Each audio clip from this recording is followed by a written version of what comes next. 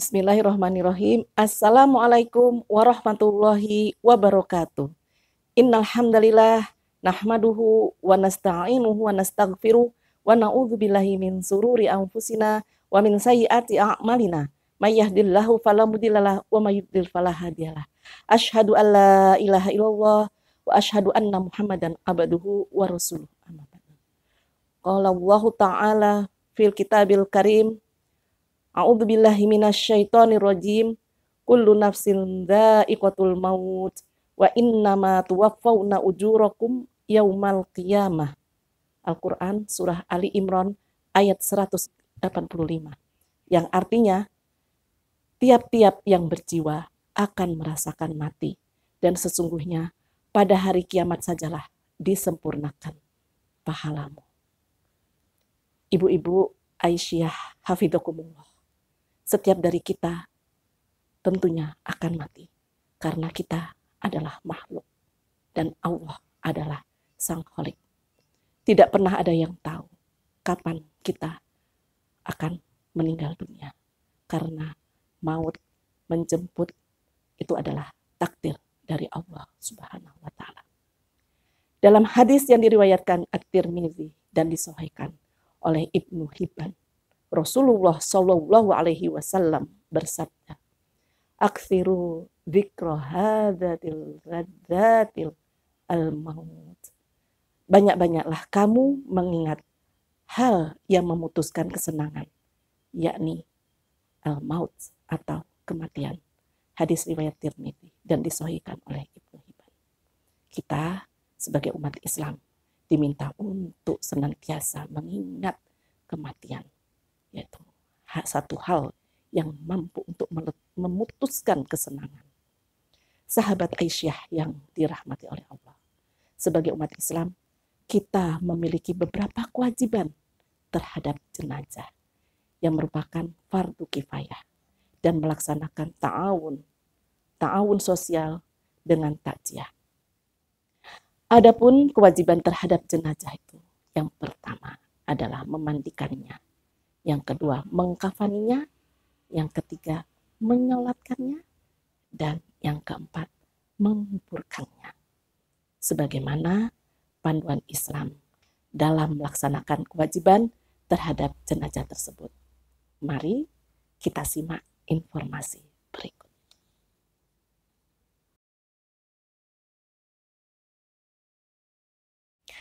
Sahabat Aisyah, apa saja syarat-syarat memandikan jenazah? Yang pertama, utamakan orang yang ditunjuk oleh jenazah itu sendiri sebelum wafatnya atau ada wasiat dari si jenazah. Hal ini berdasarkan hadis dari Asma binti Ans yang artinya Fatimah berwasiat supaya dimandikan oleh suaminya, yaitu Ali. Kemudian Ali dan Asma memandikannya. Yang kedua, Muslim, berakal, dan sudah balik. Yang ketiga, terpercaya, amanah, dan paling mengetahui sunnah. Yang keempat, laki-laki bila jenazahnya laki-laki, perempuan bila jenazahnya perempuan. Ayah dan ibu boleh memandikan anaknya selama masih anak-anak itu di bawah umur 7 tahun. Dan suami boleh memandikan istrinya, begitu juga sebaliknya. Apabila pada anggota badan jenazah terdapat cacat, maka orang yang memandikan harus bisa merahasiakan demi menjaga nama baik keluarga jenazah. Sebagaimana sabda Rasulullah Shallallahu Alaihi Wasallam, barang siapa memandikan jenazah lalu merahasiakan cacat tubuhnya, maka Allah memberi ampunan baginya 40 kali. Hadis riwayat Muslim. Yang kelima, jika seseorang perempuan meninggal di lingkungan laki-laki dan tidak ada perempuan lain, atau laki-laki meninggal di lingkungan perempuan dan tidak ada laki-laki selainnya, maka hendaklah jenazah tersebut ditayamumkan, lalu dikuburkan. Keduanya itu sama halnya dengan orang yang tidak mendapatkan air. Hadis riwayat Abu Daud dan Al-Baihaqi.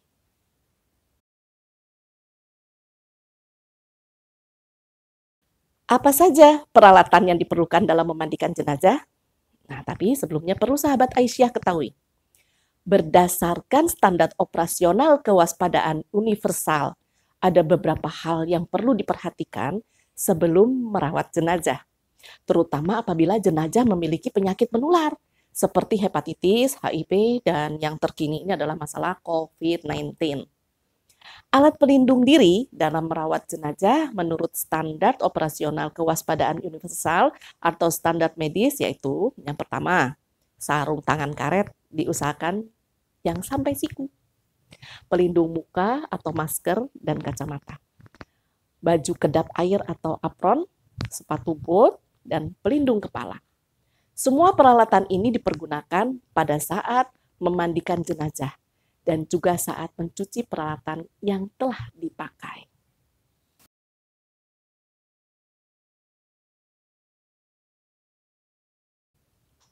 Adapun perlengkapan memandikan jenazah sebagai berikut. Yang pertama, sediakan tempat yang layak, yaitu tempat yang jauh dari penglihatan kebanyakan orang. Yang kedua, sediakan air secukupnya. Kalau pakai ember, sebanyak 3 ember sedang, ya, atau 1 ember yang besar. Yang ketiga, sediakan sarung tangan, sabun mandi, kapur barus yang sudah dihaluskan, handuk, wewangian, dan sisir. Keempat, sediakan pula air yang bercampur kapur barus dan sabun masing-masing 1 baskom. Kelima, air untuk memandikan jenazah hendaknya air dingin, kecuali dalam keadaan darurat. Misalnya di daerah yang sangat dingin atau karena sebab-sebab lainnya. Sebagai catatan, jika lokasi pemandian jenazah adalah ruang terbuka, maka perlu dipersiapkan tabir untuk menutup proses pemandian jenazah. Ya. Tabir dapat dibuat dari sekat kain dan tongkat ya, atau dapat dipegang oleh beberapa orang. Yang penting itu tidak boleh orang lain dapat melihat ya, jadi ini tertutup.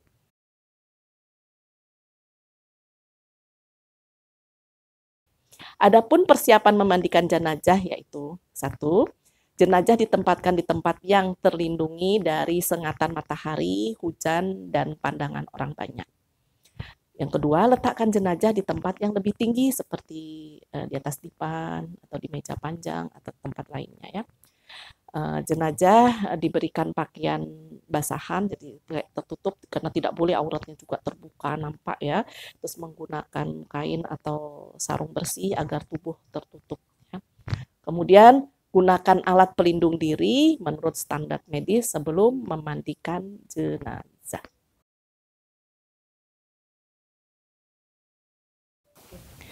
Setelah keperluan memandikan disiapkan, maka berikut ini adalah tahapan memandikan jenazah yang harus kita lakukan. Yang pertama, kotoran dan najis yang melekat pada anggota badan jenazah dibersihkan sampai hilang, termasuk pada bagian organ intim. 2. Selanjutnya kita siramkan air kapur barus ke seluruh tubuh jenazah. Yang ketiga, jenazah diangkat dengan agak didudukkan, kemudian perutnya agak ditekan dan diurut supaya kotoran yang ada di dalam perutnya itu keluar.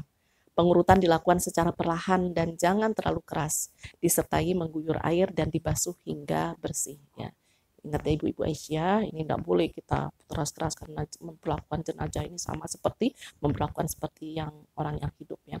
Pada saat mengurut untuk mengeluarkan kotoran dari dalam perut itu jenazah semuanya dilakukan di balik kain yang ditutupi oleh tubuhnya, tubuh jenazahnya harus tertutup. Jadi tidak boleh terbuka. Aurat tetap harus diperhatikan. Kemudian yang keempat, kotoran yang ada pada kuku, jari tangan, jari kaki itu dibersihkan, termasuk kotoran yang ada di mulut dan gigi. Yang kelima, menyiramkan air ke seluruh badan sampai merata, dimulai dari kepala terus ke bawah sampai ke kaki. Yang keenam, mendahului anggota-anggota wudhu pada waktu mulai menyiramkan air. Yang ketujuh, menyiramkan dan memandikannya disunahkan bilangannya ganjil dengan berurutan. Yang kedelapan, setelah itu seluruh tubuh disiram basah. Yang kesembilan, sabuni jenazah sampai benar-benar bersih. Pada saat menyabuni jenazah, pastikan juga menyabuninya pada bagian punggung, ketiak, dan seluruh tubuh jenazah. Jangan sampai ada yang tertinggal ya. Kemudian yang ke-10, sesudah itu dilanjutkan dengan mewudukan jenazah secara sempurna.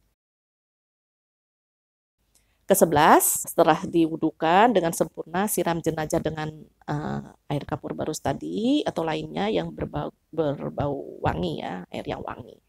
Kemudian selanjutnya keringkan jenazah dengan handuk. Untuk jenazah perempuan yang berambut panjang, maka rambutnya disisir kemudian dipintal menjadi 3 bagian.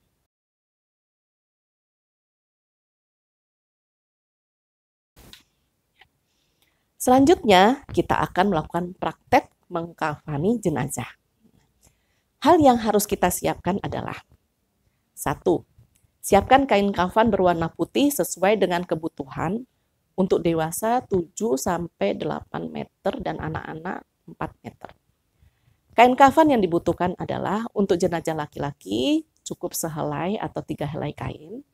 Untuk jenazah perempuan 2 helai kain kafan yang digunakan untuk menutupi sekujur tubuhnya dengan ukuran panjang 200 cm, lebar 150 cm sebanyak 2 lembar.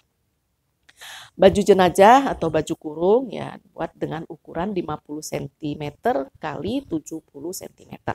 Untuk baju jenazah perlu dilubangi bagian tengahnya dan diberi sedikit sobekan untuk memasukkan kepala jenazah. Kerudung atau mukena untuk menutupi kepala. Kain bawahan atau sarung untuk menutupi bagian bawahnya dengan ukuran 100 cm kali 50 cm. Kemudian sepotong kain seperti popok untuk celana, tali dari kain dengan ukuran 3 cm kali 100 cm, bisa 3, 5, 7 sampai tak terhingga. Ya. Mohon diperhatikan bahwa kain kafan harus dibeli dengan harta yang halal. Kain kafan boleh diambil dari harta yang ditinggalkan oleh si jenazah, akan tetapi jika jenazah tidak meninggalkan harta, maka orang yang menanggung adalah keluarga, kaum muslimin, atau orang-orang yang mampu. Kalau kain putih tidak ada, maka boleh memakai kain apa saja.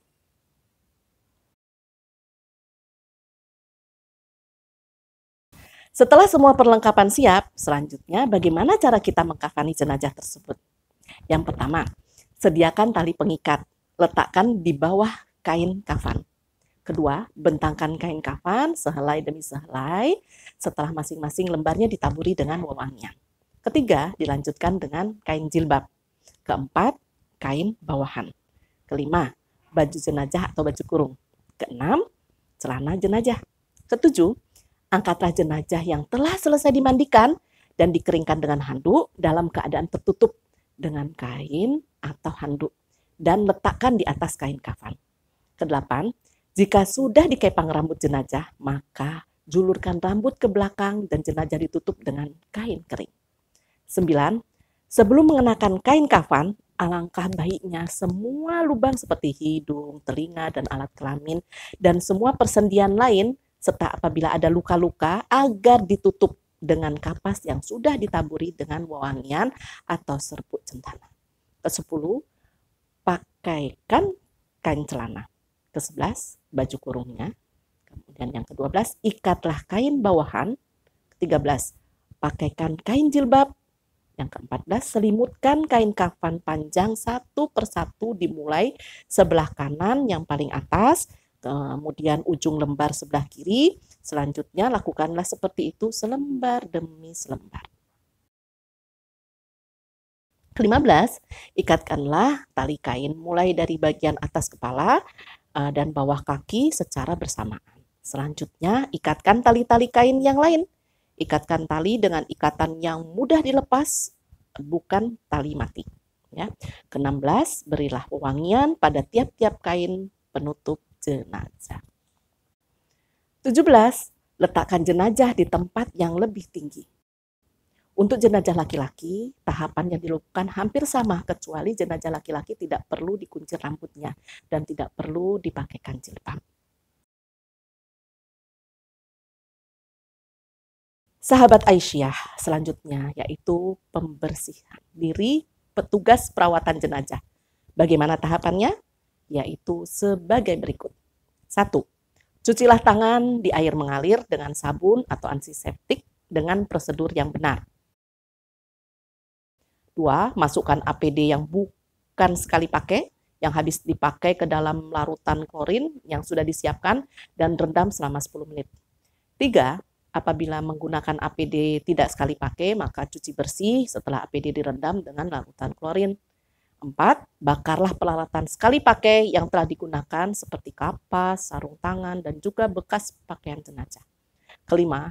Lantai tempat pemandian jenazah dipel dengan larutan disinfektan seperti karbol, deterjen, dan semacamnya.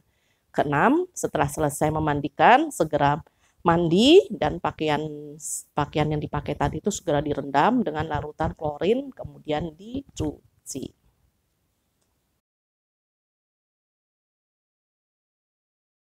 Kewajiban terhadap jenazah selanjutnya adalah mensolatkan jenazah. Rasulullah memerintahkan salah seorang sahabat ketika mengabarkan bahwa salah satu temannya Khaibar meninggal. Jadi qala Rasulullah sallallahu alaihi wasallam, "Shallu ala sahibikum." Rawahul khams ila Tirmidzi. Rasulullah bersabda, "Salatkanlah temanmu itu." Hadis riwayat 5 perawi hadisnya kecuali Tirmidzi. Ya. Sebelum mensolatkan jenazah, ada beberapa yang perlu diperhatikan di antaranya. Syarat-syarat orang yang mensolatkan jenazah adalah 1. Islam, 2. Balik dan berakal, 3. Suci dari hadas besar dan hadas kecil, 4.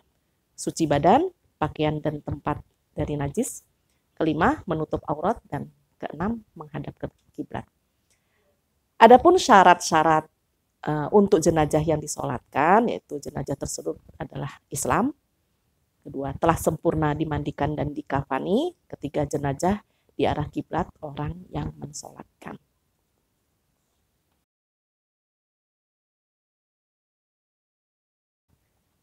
Tata cara sebelum mensolatkan jenazah yaitu, yang pertama, sesudah jenazah sempurna dimandikan dan dikafani, bujurkan jenazah tersebut ke arah utara.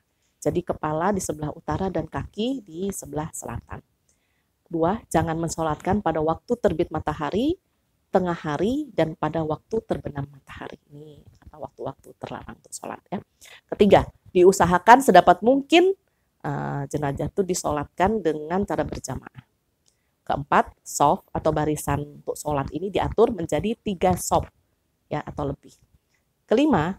Imam berdiri menghadap kiblat.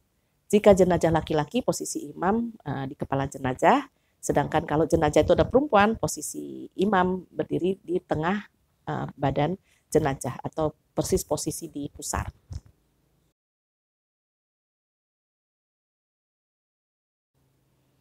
Setelah syarat-syarat untuk sholat jenazah kita penuhi, maka ada tahapan-tahapan selanjutnya, yaitu mensolatkan. Bagaimana yang dituntunkan oleh Rasulullah SAW ya, untuk sholat jenazah. Pertama, niat ikhlas karena Allah, ya, niat cukup di dalam hati. 2. Berdiri tegak di dekat jenazah. 3. Takbir pertama, yaitu takbir pertama diangkat Allahu Akbar, mengangkat kedua tangan lalu bersedekap, membaca ta'awudz dan membaca basmalah dan Al-Fatihah. Kemudian takbir kedua Allahu Akbar, baca sholawat, bersolawat kepada Nabi kita Muhammad SAW. Takbir ketiga, membaca doa bagi jenazah. Ya, ada doa yang paling pendek itu Allahumma gfir lahu warhamhu wa'afihu wa'fu wa akrim nuzulahu wa wasi' madkhalahu. Doanya ada panjang, itu yang terpendek ya. Kemudian doa untuk jenazah perempuan, Allahumma gfir laha warhamha wa'afiha wa'fu anha wa akrim nuzulahu wa wasi' madkhalahu. Tinggal diganti hu-nya diganti ha ya.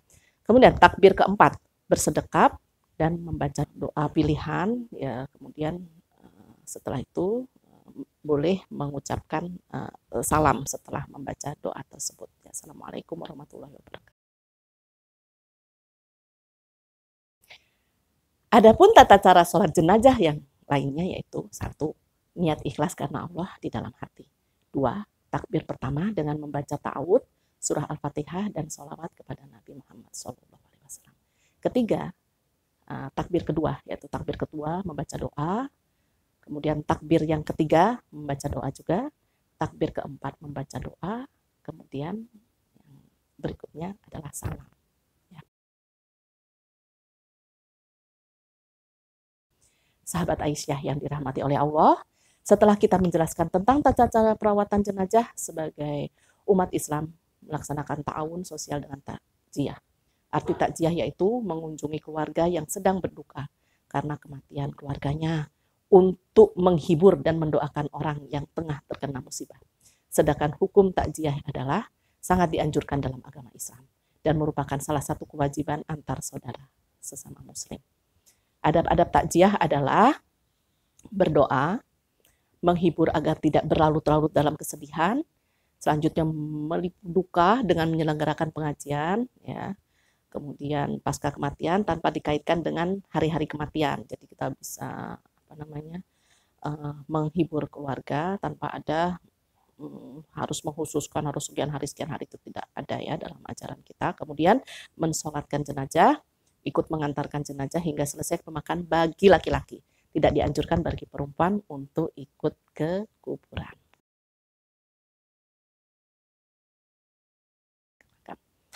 Setelah takziah, tim perawatan jenazah bisa memberikan layanan konsultasi hukum waris.